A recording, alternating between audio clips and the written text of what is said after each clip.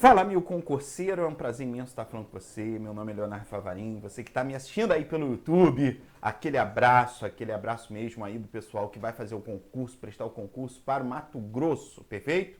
E vai estudar aqui comigo, vamos estudar agora o Estatuto dos Servidores Públicos Civis do Estado do Mato Grosso, perfeito? Então tem o Mato Grosso do Sul e tem o Mato Grosso, a gente vai estudar o Mato Grosso, tá? Que é a Lei Complementar número 4 de 15 de outubro de 1990, ela que já sofreu algumas alterações importantes aí que a gente tem que estudar, né? Claro, mas vamos estudar aqui uns pontos importantes, alguns tópicos ali que a gente tem que ter uma análise, um cuidado na hora da prova. Então, a primeira coisa em relação à lei complementar é o seguinte, gente, essa lei complementar, ela está exatamente linkada ao famoso regime jurídico único, né? Então, deixa eu conectar aqui, eu acabei esquecendo de conectar aqui. Deixa eu conectar minha mesinha, né? Aqui já está, perfeito. Então, o famoso regime jurídico único dos servidores, ele é a lei complementar número 4. E o que é servidores públicos, né? Então, a lei, ela, no artigo 1º dela, ela vem falando, que servidor público, na verdade o artigo 1º, esta lei complementar institui o Estatuto dos Servidores Públicos da Administração Direta, autarquias e fundações criadas e mantidas pelo poder público, né? E o artigo 3º, ela vem falar assim, cargo público, integrante da carreira, é o conjunto de atribuições e responsabilidades previstas na estrutura organizacional que deve ser cometida a um servidor público, né? Então, servidor público é a pessoa que ocupa um cargo público. Perfeito? Cargo público, gente, é gênero, né? Obviamente, aqui atrás de mim, tá escrito conceito, servidor público é a pessoa que ocupa um cargo público. Mas cargo público, gente, pode ser cargo efetivo, que obviamente ele presta concurso público, né? Regra de concurso público, de provas ou de provas de títulos. Ele pode adquirir a estabilidade após o estágio probatório, né? E ele contribui para o regime próprio de Previdência Social, RPPS, né? O regime próprio de Previdência. Já os cargos em comissão de livre nomeação e de livre exoneração, perfeito? Para o exercício de chefia, tanto é que a própria Constituição fala direção, chefia ou assessoramento, e eles contribuem para o regime geral de previdência social, perfeito? Então, tem essa diferença aqui básica dos cargos efetivos para os cargos em comissão. Lembrando que tanto ele ocupando cargo efetivo ou cargo em comissão, ele é servidor público, né? Então, cuidado com isso na hora da prova, ele é servidor público independente se ocupa cargo efetivo ou cargo em comissão. Perfeito? Tranquilo? Maravilha. Segundo ponto que a gente tem que observar aqui, essa lei complementar, então, é para os servidores públicos, servidor público, que ocupam cargo na administração direta e na indireta, especificamente nas autarquias ou fundações, né? Fundações públicas, perfeito? Então, cuidado com isso na hora da prova, galera. Volta aqui para mim, chegou aqui, voltei. Olha só, servidor público é a pessoa legalmente investida em um cargo público. Cargo público pode ser cargo efetivo ou cargo em comissão. Servidor público, para efeitos desta lei, é a pessoa legalmente investida em cargo público, que pode ser da administração direta. Aí a gente tem as secretarias, né? Secretarias de Estado, Secretaria de Saúde, de Educação, tal, né? Secretaria de Segurança. E também da administração indireta, né? Mas especificamente as autarquias e fundações. Por quê? Porque as empresas públicas, sociedade de economia mista, né? Elas não participam propriamente, elas são essas pessoas são vinculadas pelo regime de trabalho seletista, tá? Beleza? Tranquilo? Maravilha. Outro ponto também importante para vocês na hora da prova é que a gente tem aqui, ó, esta lei complementar, gente, ela institui o famoso regime jurídico único, tá? O Estatuto dos Servidores Públicos no Estado do Mato Grosso, ele tem que ser disciplinado por meio de lei complementar, porque a própria Constituição Estadual exige que seja definido por meio de lei complementar, tá? E ele é o famoso regime jurídico único previsto no artigo 39 da nossa Constituição Federal, que trata, né, com a redação originária por fruto da ação direta de constitucionalidade da emenda constitucional número 19 de 98. Então volta para a redação originária, cadê, ó? Aqui, ó, redação correta. A União, os Estados, o Distrito Federal e os municípios instituirão no âmbito de sua competência regime jurídico único e plano de carreira para os servidores da administração pública direta, das autarquias e fundações públicas, né? Então, na verdade, se a gente parar para pensar, ele está instituindo o seguinte, olha só, tem que ter plano de carreira para os servidores e tem que ter o famoso regime jurídico único, né? Então, essa lei, gente, ela pega tanto o poder executivo, ela atinge o poder legislativo e ela atinge também o poder judiciário, o Ministério Público e o Tribunal de Contas do Estado de Mato Grosso, perfeito? Então, isso daí é importante para vocês na hora da prova, tá? Essa aplicação em vários poderes, né? Se a gente parar para pensar em vários poderes, tá? E na administração direta dos poderes executivo, legislativo, judiciário. Então, concurso para a Assembleia Legislativa do Mato Grosso, tá aí o estatuto se vier no edital, né? Poder Judiciário, tá aí. Ministério Público, tá aí também, que você tem que estudar. Perfeito? Então, esse é o regime jurídico para os servidores públicos. Perfeito? Então, continuando, a gente tem essa diferença que eu botei aqui no slide de concurso público para cargo efetivo e cargo em comissão, né? E olha, temos diferença também de cargo em comissão e função de confiança, porque é muito cobrado em prova.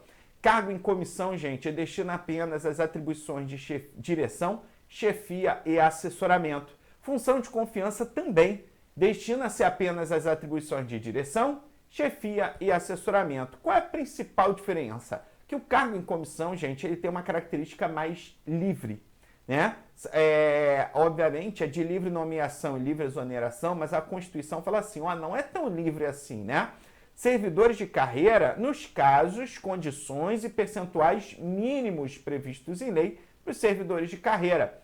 E já a função de confiança exercidas exclusivamente por servidores ocupantes de cargo efetivo. Então você observa essa diferença do cargo em comissão para a função de confiança. Perfeito? Tranquilo? Cuidado com isso, que isso pode cair na tua prova. Continuando aqui na Constituição Federal, eu quero pegar o artigo 37.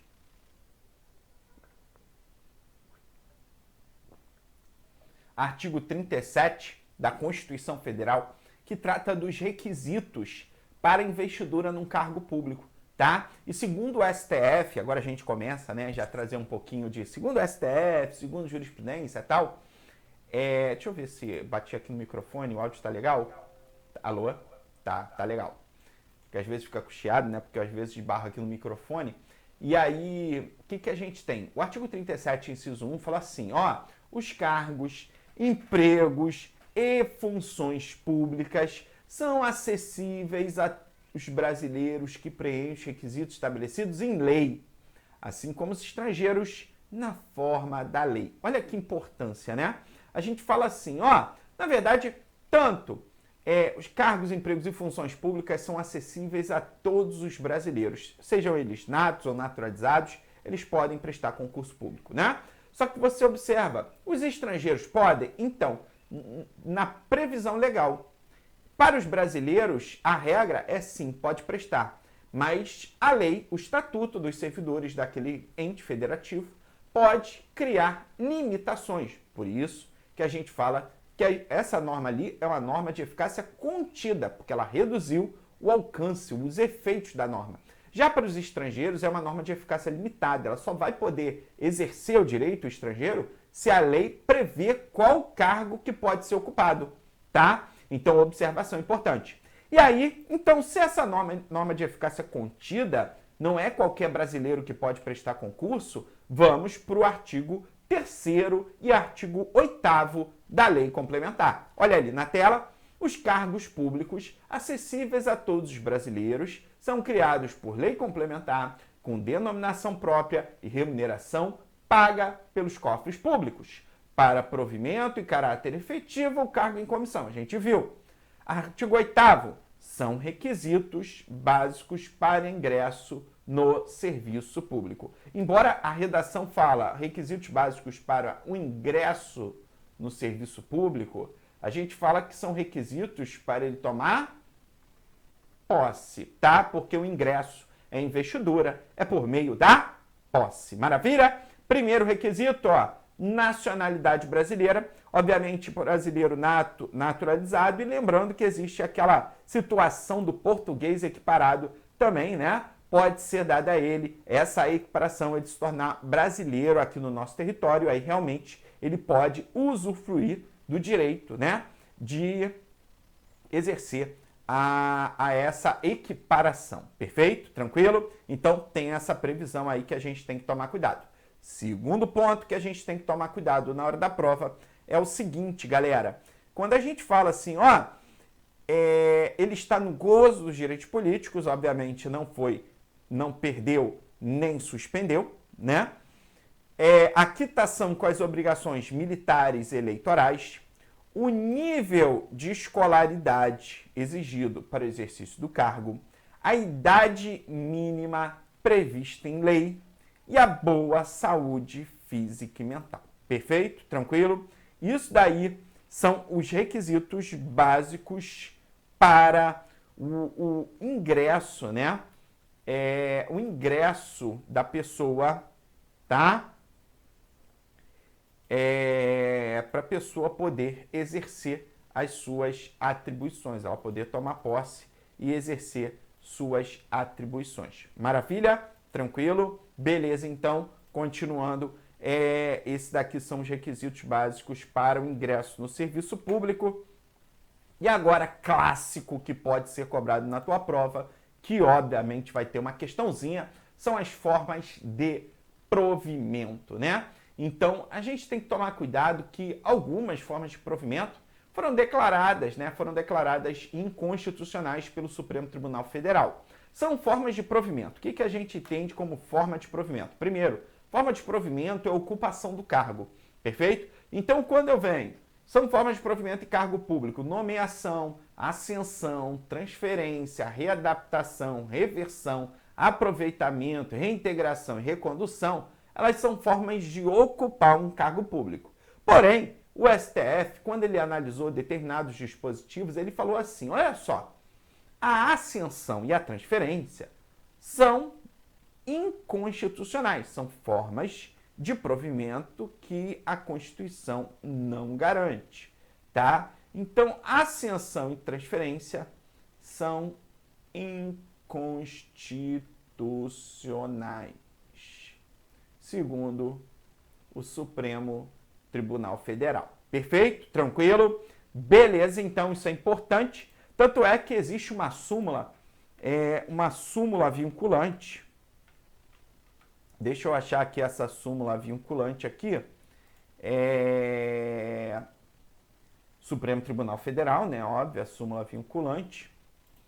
E eu quero achá-las e achar exatamente uma súmula que trata. Cadê aqui, ó? Súmula, proposta de súmula, súmula vinculante. Deixa eu ver se vou achar nesse site aqui do STF, que eu não...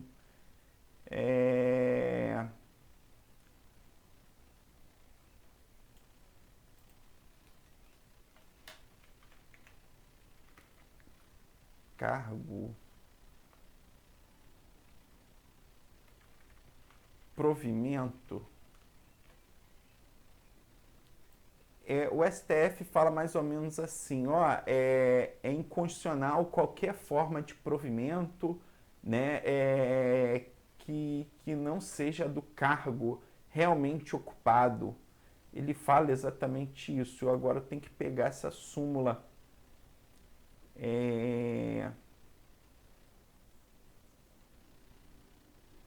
Aqui, súmula vinculante número 43. É inconstitucional toda modalidade de provimento que propicie ao servidor investir-se sem prévia aprovação em concurso público, destinado ao seu provimento, em cargo que não integra a carreira no qual anteriormente investido. Então, ó, é inconstitucional toda modalidade de provimento que ele se investe do cargo sem prévia aprovação em concurso público para aquele cargo, né, que não integra a carreira que ele fez. Então, na verdade, quando eu falo em ascensão, é o técnico judiciário virar analista. E isso é proibido, não é? Então, por força desses dispositivos da súmula vinculante número 43, ela proibiu exatamente de o servidor ter uma ascensão, uma transferência. Se você faz um concurso para a Polícia Civil, você vai ficar na Polícia Civil, não é? Se você fez um concurso para a educação, para a saúde, é educação ou saúde. Se você fez um concurso para a Assembleia Legislativa, você não vai para o Ministério Público ser lotado. Isso é proibido, tá? Então, qualquer tipo de transferência ou de ascensão, né, que é a mudança de carreira, é proibido pela Constituição.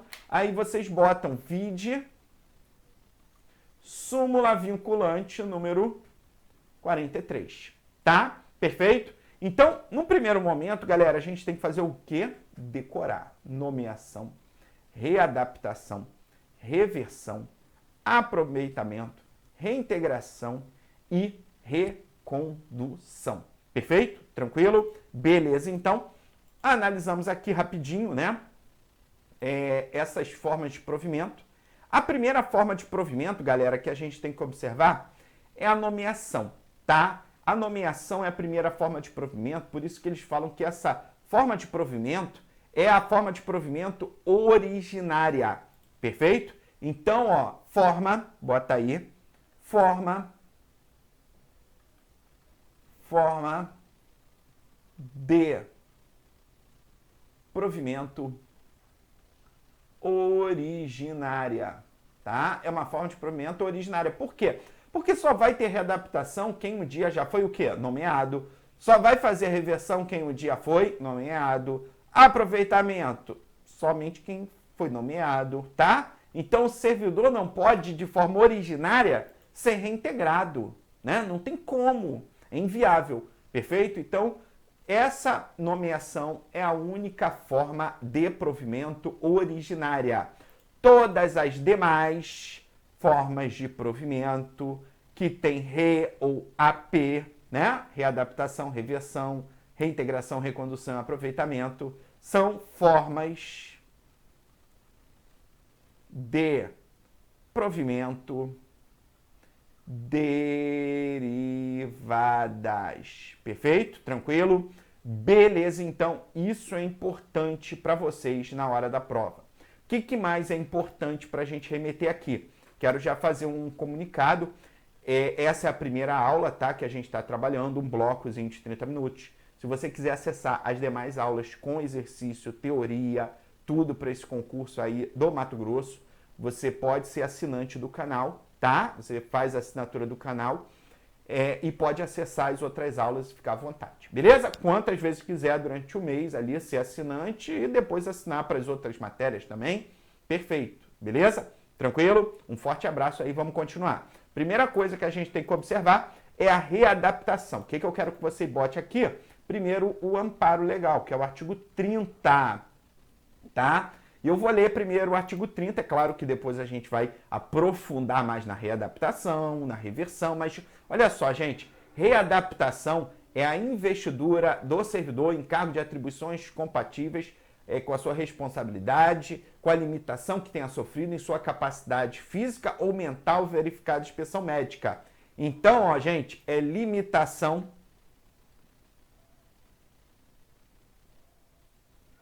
física barra mental, perfeito? Então, na hora da prova, viu lá, o servidor é motorista, perdeu a perna, né? Fez não sei o quê, mas ele ainda consegue trabalhar. Beleza, ele sofreu uma limitação? Sofreu. Ele vai ser readaptado em outro cargo, perfeito?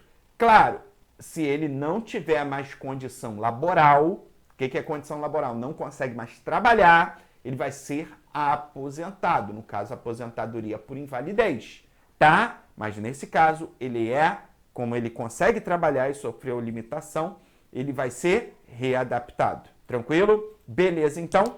Temos aqui o artigo 31, que trata da reversão. Bota aí, artigo 31.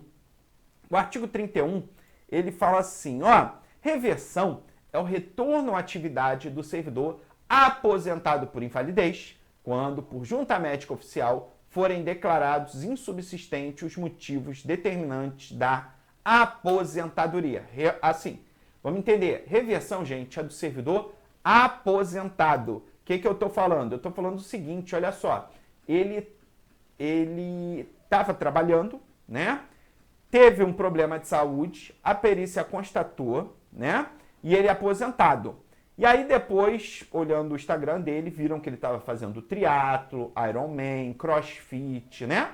Fazendo um monte de coisa. Nesse caso, a perícia médica convoca ele para analisar e verificar se ele pode fazer a reversão, que graças a Deus ele está bom de saúde, tá? Perfeito? Então é do aposentado por invalidez, beleza? Maravilha. Aproveitamento, você vai botar que é o servidor que está em disponibilidade, perfeito? O servidor que está em disponibilidade, ele vai ser aproveitado. Então você bota o servidor, veio na prova, o servidor está em disponibilidade.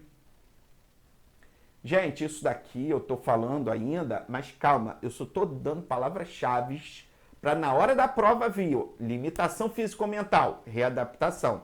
Veio, o servidor está em disponibilidade. A administração pública convoca ele. Vai convocar para ele ser nomeado, para ser readaptado, para ser aproveitado. É isso que eu quero que você mate na hora da prova, tá? Por quê? Porque eu sei que você tem muita matéria, muita coisa para estudar. Então, você pegando palavras-chave ali, opa, isso daqui, já liga isso. Resolve mais o teu problema, tá? Reintegração, gente, é quando há invalidar a sua demissão.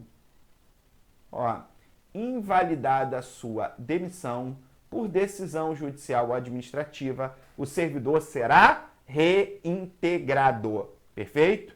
E recondução é o retorno do servidor. Bota assim só e beleza, maravilha. Vamos começar com a nomeação. Vamos lá. Artigo 12. Nomeação, gente, é a forma de provimento originário. A gente tem que lembrar que existe a administração pública convocando o servidor, nomeação, depois o servidor tomando posse, depois o servidor entrando em exercício, tá? Então, ó, em caráter efetivo, quando se tratar de cargo de carreira, pode ser também cargo em comissão, né, de livre, para os cargos de confiança de livre nomeação e livre exoneração, e a designação por acesso para a função de direção, chefia. No caso, ele pode ser designado, né? Não é nomeado, é designado para as funções de confiança. Perfeito? Tranquilo? Lembrando que para ser servidor de cargo efetivo, a nomeação depende de prévia habilitação em concurso público, de provas ou de provas e títulos, obedecer da ordem de classificação e o prazo de validade, tá? E os demais requisitos para o ingresso e o desenvolvimento do servidor na carreira, mediante progressão, promoção e ascensão, lembrando que a ascensão é declarada inconstitucional, e acesso, serão estabelecidos pela lei que fixar as diretrizes do sistema de carreira na administração pública estadual e seus regulamentos. Então, como estamos falando que para ser servidor de cargo efetivo tem que prestar concurso público, Vamos a ele, concurso público na Constituição Federal. Durante o prazo improrrogável previsto no edital de convocação, aquele aprovado em concurso público de provas ou de provas e títulos será convocado com prioridade sobre os novos concursados para assumir o cargo ou emprego na carreira, né? Então, o concurso público ele tem validade de até 2 anos, podendo ser prorrogado mais uma vez por igual período. Vamos ver o que diz a lei. O concurso público será de caráter eliminatório e classificatório, compreendendo de provas ou de provas e títulos. A publicação do resultado do concurso deverá ser efetivada no prazo máximo de 30 dias após a realização do mesmo. O concurso público terá validade de até 2 anos, podendo ser prorrogado uma vez por igual período. Parou. Cuidado, gente, na hora da prova. Muitas das vezes eles botam de 2 anos, é até. E segundo, com igual período, eles trocam no período de até 2 anos. Errado. O igual período é igual período do primeiro, tá? Perfeito? Cuidado com isso. O prazo de validade do concurso e as condições de sua realização serão fixadas em edital que será publicado no Diário Oficial do Estado e em jornal diário de grande circulação. Não se abrirá novo concurso enquanto houver candidato aprovado em concurso anterior com prazo de validade não expirado. Perfeito? Tranquilo? Então, fechamos aqui essa parte, tá? Espero que tenham gostado da aula, beleza? Fiquem com Deus aí, bons estudos e um forte abraço.